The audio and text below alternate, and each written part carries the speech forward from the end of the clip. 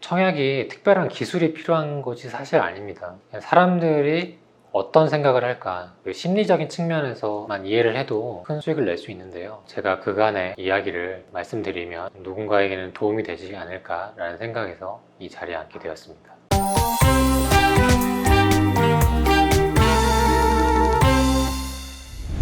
안녕하세요. 무주택 직장인에서 투자 수익으로만 50억을 거둔 애니아 김태원이라고 합니다.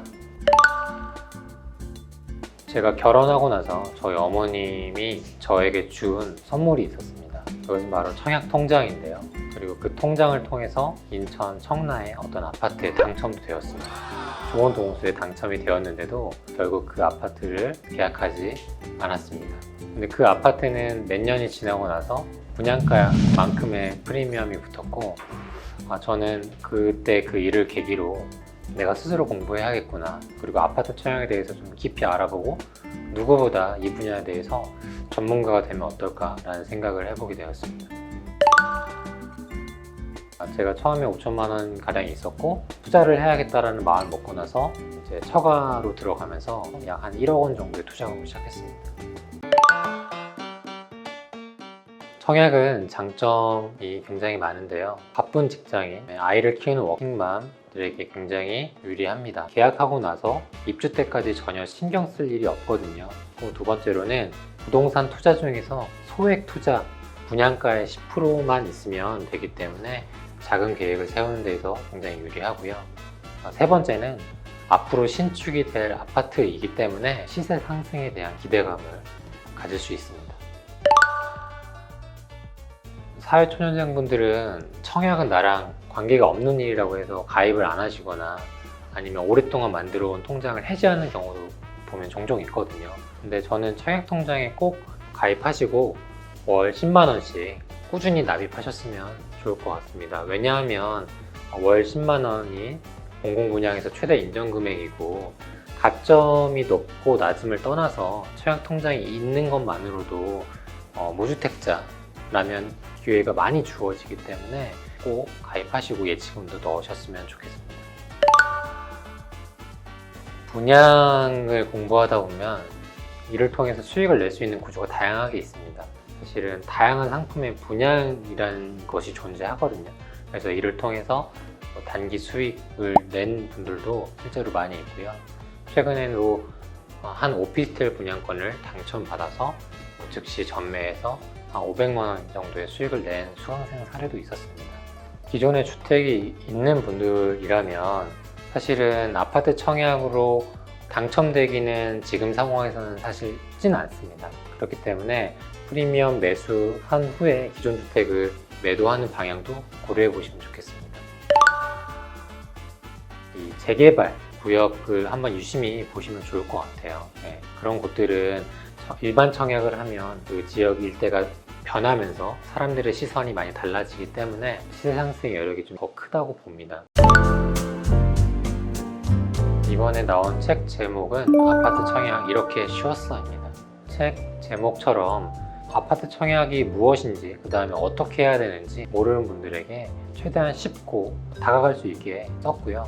많은 분들이 청약에 대해서 말씀하시는 대표적인 말이 있습니다. 청약 그거 그냥 운 아니야, 넣어서 되면 좋고 아니면 많은 거 아니야, 이런 얘기 많이 하시는데 저는 단언코 청약은 운이 아니라 전략이라고 말씀을 드립니다.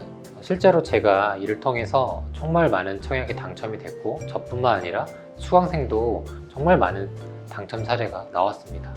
그래서 이 책에는 제가 말씀드린 이러한 전략을 하나하나씩 담아냈기 때문에 정말 큰 도움이 될 거라고 생각합니다. 저는 강의나 스터디를 준비할 때 이분이 지불한 투자금의 10배 이상은 돌려드린다는 마음으로 준비를 하거든요. 전화도 많이 해서 상담도 해드리고, 오프라인 수강생분들은 대부분 기억도 잘 하고 있거든요. 그만큼 수강생분들에 대한 애정이 크기 때문에 할 수 있는 거고, 누구나 할 수 있다고 생각하거든요. 갑자기 생각나는 분은 이제 떡볶이 자영업을 하고 계셨고, 암에 걸리셔가지고 재활 치료를 받고 계시던 분이었어요. 임장을 가거나 무리한 투자를 하기에는 좀 힘드셨고, 우연히 제 청약 스터디 일기를 들으셨는데 이분께 분양권이 참 잘 맞았던 거예요. 그래서 청약 스터디 1기에서 본인과 본인 언니 집을 동시에 받았고 15건 이상의 투자를 하시면서 이제 구독 스터디를 현재까지 쭉 다 들으셨어요. 본인한테는 내가 몸이 너무 힘들고 아이도 봐야 되는데 분양권만큼 맞는 게 없다라고 하시더라고요. 청약이 특별한 기술이 필요한 것이 사실 아닙니다. 사람들이 어떤 생각을 할까, 그 심리적인 측면에서만 이해를 해도 큰 수익을 낼 수 있는데요. 실제로 인천에 두 단지가 동시에 분양을 했는데 한 곳은 인천 송도라는 많은 사람들이 살고 싶어하는 송도라는 곳에 분양을 했고, 또 한 곳은 인천에 정말 낙후된 구도심에서 분양하는 조그만 세대수의 주상복합이었습니다. 당연히 사람들은 송도만을 관심을 가졌고 실제로 청약 결과도 송도가 훨씬 높았고요. 근데 저는 사람들의 심리를 고려해서 인천 상곡동이라는 곳에 청약을 넣고 1대1 정도의 경쟁률로 당첨이 됐습니다. 서울 수도권뿐만 아니라 전국의 부동산 시장이 지속적으로 상승 중에 있습니다. 매매뿐만 아니라 전세도 마찬가지인데요. 이러한 상승 열기가 단기간에 사그러지지는 않을 거라고 생각합니다. 오히려 내년까지도 계속 유지될 거라고 생각하고, 그렇기 때문에 여러분들이 혹시나 무주택자거나 아니면 갈아타기를 해야 하는 상황이라고 하면 청약, 일반 매수 이러한 부분을 꼭 공부해서 결정하시면 좋을 것 같습니다. 저도 처음에는 많은 강사분들과 또 수강생 후기를 보면서 나도 이렇게 될 수 있을 거야, 강의장에 앉아서 강의를 들었던 그 순간이 생생하게 기억나거든요. 근데 공부를 할수록 너무 막막하고 또 수익이 나지 않아서 되게 괴로웠던 순간도 많이 있었습니다. 근데 제가 한 가지 확실하게 말씀드릴 수 있는 건, 매일 포기하지 않고 꾸준히 관심 갖고 하다 보면 정말 어느 순간 내가 내 인생이 달라져 있을 거라는 것입니다. 그래서 여러분들이 1년 또 3년 꾸준히 하시면 부동산만큼은 내가 투자한 이상으로 돌려주기 때문에 부동산에 대한 공부는 나뿐만 아니라 내 가족을 위해서 꼭 공부하셨으면 좋겠습니다.